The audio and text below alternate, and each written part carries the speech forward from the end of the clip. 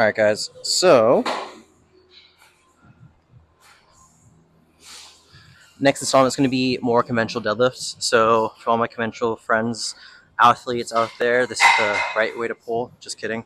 But I mean, it's the easiest way in my opinion. So we're going to walk up to the bar. Bar about mid-foot.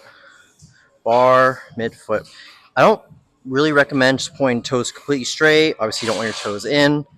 Toes kind of where your knees kind of track over your toes if you're going to like squat or slight knee bend. Oh my god, my quads are on fire. But next thing I want you to think about is, again, driving those feet into the floor as much as possible, staying nice and tall. So pretty much I'm thinking about like the lockout for the leg press. So legs extended as high, so pretty much staying as tall as possible in this position. Next thing we're going to do, we're going to hinge. So little hinge tip here and there. I usually take the thumb, my thumbs, and then try to find like my bottom rib and to the top of my hip in this position. So here, I think about just squeezing it. So what we're going to do, when I squeeze it, I'm going to hinge as much as possible. Sometimes I just kind of like to push my hips back in a way. That's also a good cue, but we are really focusing on that hinge. So here, you can start with this. Personally, I like to kind of just push my hips back as much as possible and keep my legs straight.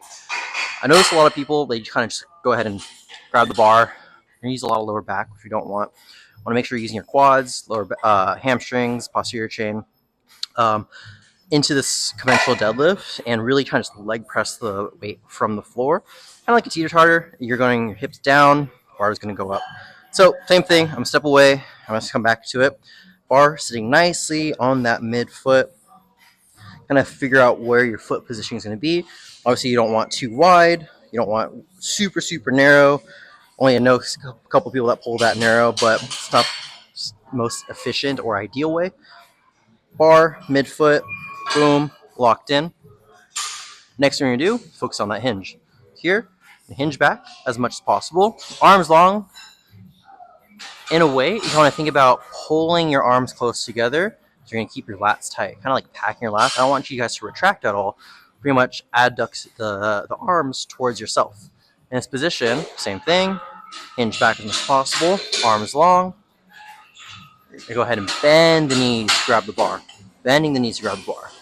So pretty much you'll only bend the knees so far that you're gonna be able to grab the bar. Because I want you guys to bend super, super low because you're gonna be down here. It's gonna be really bad positioning. So bar, midfoot, I'm doing so many steps. That's 1.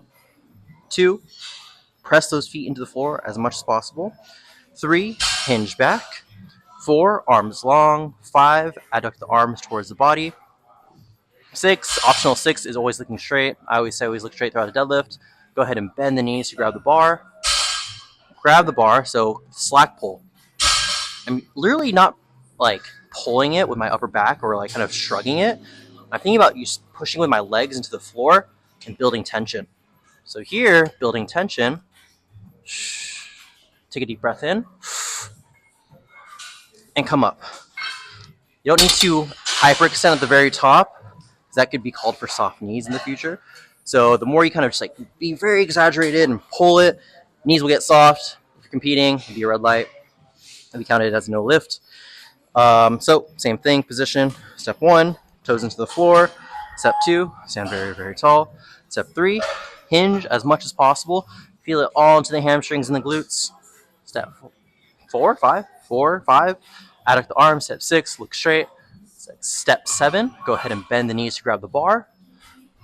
Step 8, pull the slack. Take a deep breath. Hips come up and back. Up. That's how you conventional deadlift.